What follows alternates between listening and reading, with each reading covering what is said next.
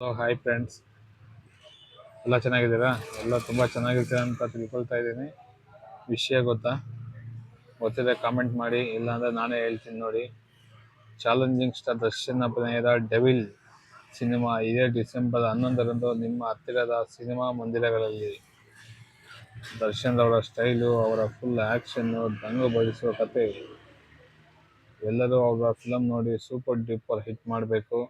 ಕನ್ನಡ ಸಿನಿಮಾಗೆ ನಿಮ್ಮ ಬೆಂಬಲ ಕೊಡಬೇಕು. ಸೊ ಅದಕ್ಕೋಸ್ಕರನೇ ಸ್ವಲ್ಪ ನನ್ನ ಕೈಲಾದಷ್ಟು ಪ್ರಮೋಟ್ ಮಾಡೋದಕ್ಕೆ ಎಡಿಟ್ ಮಾಡ್ತಾಯಿದ್ದೀನಿ.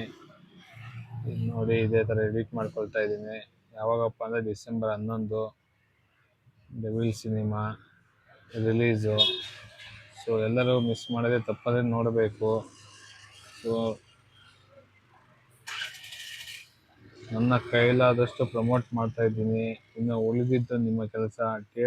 ಥಿಯೇಟರ್ನಲ್ಲಿ ನೋಡಲೇಬೇಕು.